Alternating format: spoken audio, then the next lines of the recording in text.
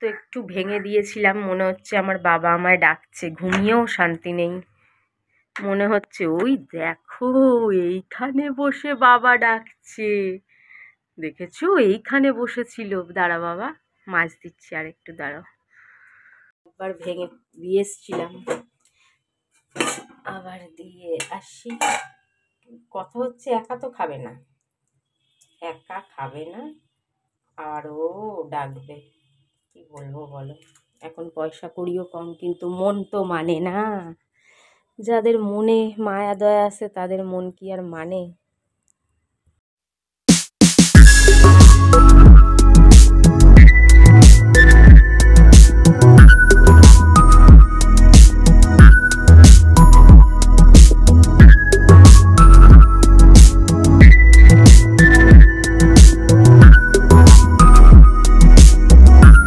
হয়ে গেছে। বুনোর বাবাই দামি চাল, 5 কিলো চাল কদিন আগেই এনেছে, আর আমি খালি দিয়েই যাচ্ছি। আজকে তো মনে হয় প্রায় 1-150 পায়রা চলে আসবে দিলেই। কেন বৃষ্টিতে খিদে পায় জানো, বৃষ্টিতে সবাই মানে অনেকে দিতে ঠিতে পারে না হয়তো, চারিদিকে বসে আছে দেখো, দিলেই হুড় করে ভরে যাবে পুরো ছাদ।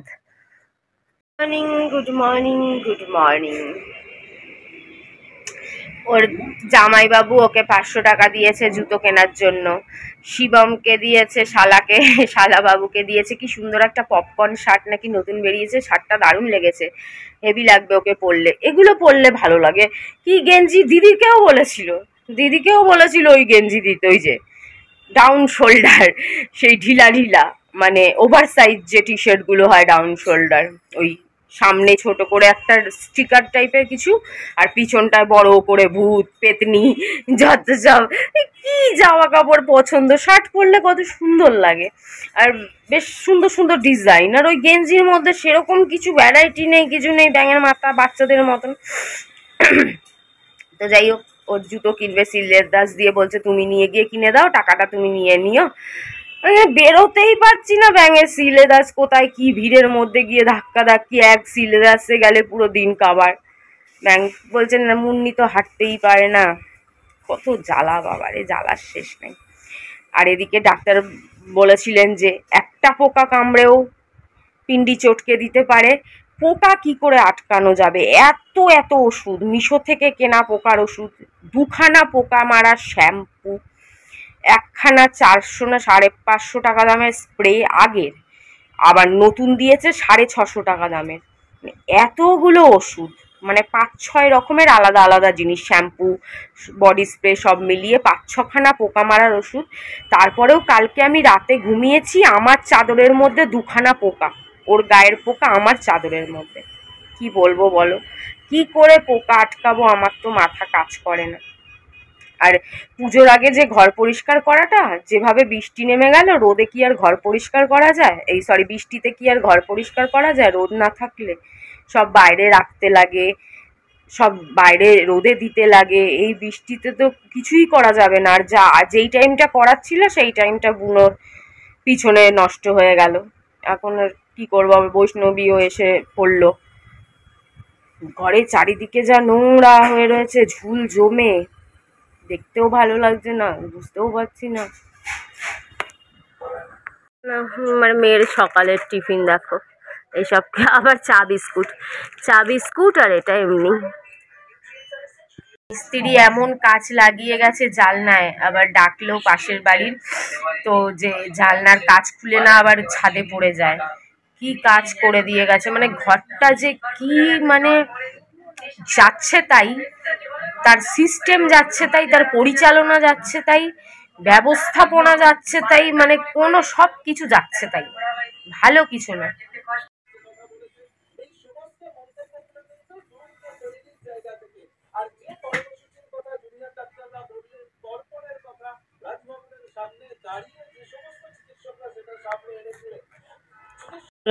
কালকের একটু বাসি ভাত ছিল বলে সেই বাসি ভাত তো একদম ফ্রিজে রেখেছিলাম, অর্ধেকটা বৈষ্ণবীকে দিয়েছি আর অর্ধেকটা পায়রাদের দিয়ে দিয়েছি। ওরা তো 3-4 বার করে খেতে আসে, চাল শেষ হয়ে গেছিল, তাও চুরি করে করে অনেক দিয়ে দিয়েছি, আর 1 গাদা ভাতও দিয়ে দিয়েছি।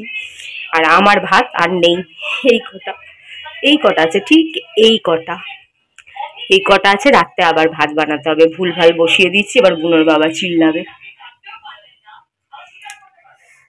ভেন্ডি সিদ্ধ, এটা বুনোর বাবার, বৈষ্ণবী তো খায় না তাই দেইনি।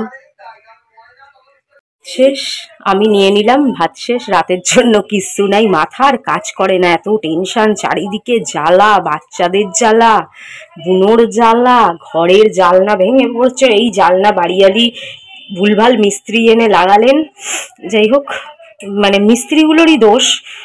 আবার জানলা ভেঙে ভেঙে পড়া মানে অবস্থা, মানে সব মিলিয়ে ঘেটে এই যে ভাতের মধ্যে ঝোল নিলে অনেক ভাত মনে হয়, তরকারি আর ঝোল নিলে কিন্তু ভাত কিন্তু ছিল এক ছিটা।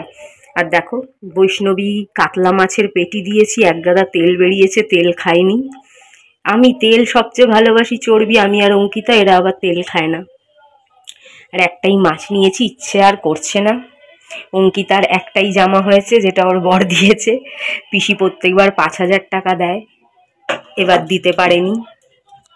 একবার ছোট পিসি 5,000 টাকা করে দেয়, জানো তোমাদের বলি, কিন্তু এবার তো পিসির অবস্থা, কাজকর্ম পিসে মশাই নাই, তো দিতে পারেনি। হয়তো জামা দেবে একটা আধটা, কিংবা জামার জন্য অল্প কিছু টাকা দিতে পারে, 1,000 1,500 বা 2,000 5,000 তো দিতে পারবে না। আর আমি দেবো 2,000 তো দিতেই হবে। আর পুচকুটার জন্য জামা কিনেছি, যদি আরেকটা পাই। বিশালে আমার খুব একটা পছন্দ হয়নি, মানে মিশোর মতন স্টাইলিস্ট বা অনলাইন অ্যাপের মতন স্টাইলিস্ট অতটা ছিল না। নর্মাল গেঞ্জি যেরকম হয়, তো অত বেশি পছন্দ হয়নি। আর যে এক একটা পছন্দ হচ্ছে সেগুলো মানে যা দাম, সেই দাম অনুযায়ী ঠিকঠাক না, বেশি দাম প্রচুর। মাথা খারাপ হয়ে যাবে। তার উপর এখনো উনি টাকা দেননি, 25 তারিখে দেওয়ার কথা ছিল, আজকে হয়ে গেল 26। তো আজকে বললো আজকে বা কালকের মধ্যে দেবে। তো দিলে বৈষ্ণবীর সাথে একবারে অজিতকে দিয়ে পাঠিয়ে দেব। এত জ্বালার মধ্যে আর মাথা ঠিক থাকে, ভুলভাল ভাত বসিয়ে ফেলেছি জানো।